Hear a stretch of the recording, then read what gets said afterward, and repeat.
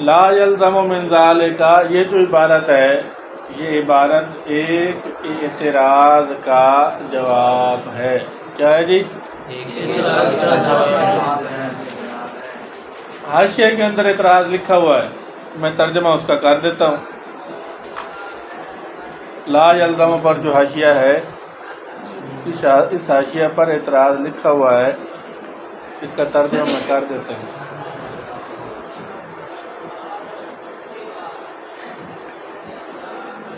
اعتراض یہ ہے، انہوں نے کہا دفع سوال تقریر ہو ان ترک الحمد ہوا ترک السنہ.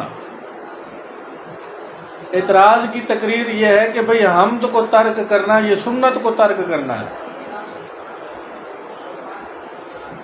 کیونکہ حمد کے بارے میں حدیث مشہور وارد ہے.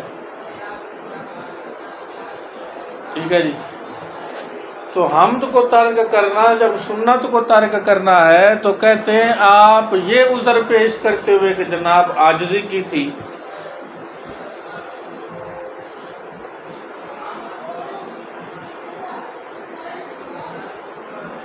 عاجزی کرنے کی وجہ سے کہتے ہیں حمد کو جو واجب ہے یا سنت ہے چھوڑنا، کہتے ہیں اس کا کوئی مطلب بنتا نہیں، یہ بات درست نہیں ہے. حمد کو چھوڑنا سنت کو چھوڑنا ہے، ٹھیک ہے، اور عاجزی کرتے ہوئے سنت یا واجب کو چھوڑنا یہ درست نہیں، عاجزی کا بہانہ کر کے. ٹھیک ہے جی، عاجزی کرنے کا عذر کر کے سنت کو چھوڑ دینا یہ درست نہیں ہے. یہ ہو گیا اعتراض. انہوں نے جواب دیا، انہوں نے کہا کہ بھئی حدیث شریف جو ہے نا، حدیث شریف کے اندر ہے حمد کرنے کا حکم. حدیث شریف کے اندر ہے حمد کرنے کا حکم. کوئی صرف حمد لکھنے کا حکم نہیں ہے کہ لکھو گے تو حمد ہوگی اور نہیں لکھو گے تو پھر حمد نہیں ہوگی، ایسا حمد کرنے کا حکم ہے. عام لکھنے کے ساتھ حمد کرتے ہیں تب بھی ٹھیک ہے، زبان سے تلفظ کر کے حمد کر لیں پھر بھی ٹھیک ہے.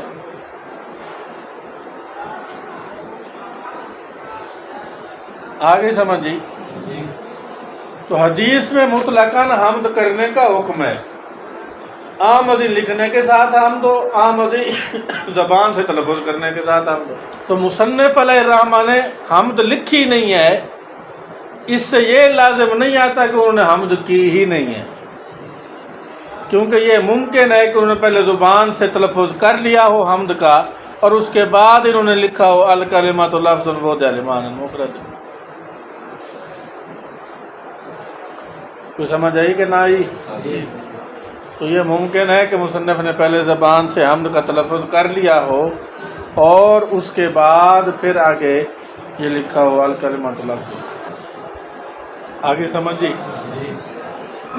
یہ بھی سوال پڑھایا جاتا ہے کافیہ میں، شاید آپ نے پڑھا ہو. تو کیوں پتہ لگے مصنف نے حمد کی ہے؟ ہو سکتا ہے تو پھر الگ گل ہے نا، ہوا ہے کہ نہیں؟ یہ آپ کیسے ترجیح دے رہے ہیں کہ مصنف نے حمد کر لیو کہ حمد کرنے والی جہت کو آپ ترجیح دے رہے ہیں نہ کرنے والی جہت پہ؟ وجہ اس کی کیا ہے؟ ٹھیک ہے جی، تو اس کے مقابل حدیث پیش کرتے ہیں. سرکار کا فرمان ہے ظن المؤمنین خیرا، مومنین کے بارے چنگا گمان، چنگا گمان یہ مصنف نے حمد کی تھی.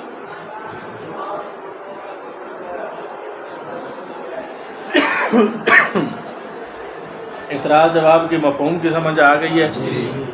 اب لا یلزم انہوں نے جواب ذکر کیا ہے، جو میں اس جواب کا ترجمہ کرنے لگا ہوں، اس کو دیکھ لو جناب. ولا یلزم من ذالک، اور نہیں لازم آتا اس سے، کس سے؟ عدم کتابت سے، حمد نہ لکھنے سے. حمد نہ لکھنے سے لازم نہیں آتا حمد کے ساتھ ابتدا نہ کرنا مطلقاً، یہ لازم نہیں آتا. لکھی نہیں ہے تو اس کا مطلب یہ نہیں ہے کہ حمد سے ابتدا کی نہیں، یہ لازم نہیں لازم آ رہا اس سے، کس سے؟ یعنی حمد نہ لکھنے سے، عدم کتابت سے. لازم نہیں آتا حمد کے ساتھ ابتدا نہ کرنا مطلقاً، یہ لازم نہیں آتا یہاں تک کہ ہو جائے بے ترک ہی، حمد کو ترک کرنے کی وجہ سے یہ اقتا قلیل النفع ہو جائے یا ادھوری رہ جائے۔ یہ کس وقت ہوتا؟ جب مطلقاً ابتدا نہ ہو، حمد سے جب مطلقاً ابتدا نہ ہوتی۔ یہاں کیونکہ مطلقاً ابتدا کی نفی نہیں ہو رہی، لہذا یہ بھی لازم نہیں آ رہا، اس کا نام مکمل ہونا ادھورا ہونا لازم نہیں آ رہا۔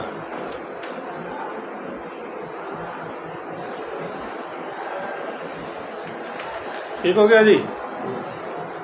پھر ترجمہ دیکھ لو، لا یلزم من ذالک، نہیں لازم آتا عدم کتابت سے حمد کے ساتھ مطلقاً ابتدا نہ کرنا، یہ لازم نہیں آ رہا یہاں تک کہ ہو جائے وہ کون؟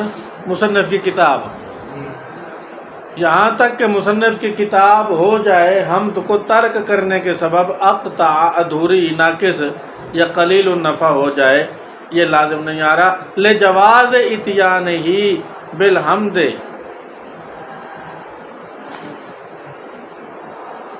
ہاد میر کا مرجع جو ہے ٹھیک ہے، یہ مصنف ہے، تو اتیان کا مطلب ہوتا ہے آنا، اور بعد جب آ جائے تادیہ کی تو اس کا مطلب ہوتا ہے لانا۔ لجواز اتیان ہی بالحمد، ان کے حمد کو لانے کے جائز ہونے کی وجہ سے، مصنف علیہ الرحمہ کے حمد کو لانے کے جائز ہونے کی وجہ سے، بغیر اس کے کہ وہ حمد کو بنائے اپنی کتاب کا جز، اپنی کتاب کا جز بنائے بغیر حمد کو ذکر کرنے کے جائز ہونے کی وجہ سے، کہ یہ جائز ہے کہ مصنف علیہ الرحمہ نے حمد کو اپنی کتاب کا جز تو نہیں بنایا لیکن اس کا ذکر کر لیا، لیکن اس کا ذکر کر لیا ہو اگرچہ کتاب کا جز نہیں بنایا۔ اور سمجھ آ گئی کس کس کو؟ چلو جی، یہ ایک سوال جواب مکمل ہو گیا۔ وَبَدَأَ بِتَعْرِيفِ الْكَلِمَاتِ وَالْكَلَامِ لِأَنَّهُ يُبْحَثُ فِي هَذَا الْكِتَابِ عَنْ أَحْوَالِهِمَا۔ بَدَأَ بِتَعْرِيفِ الْكَلِمَةِ، یہ جناب والا یہ بھی اعتراض کا جواب ہے۔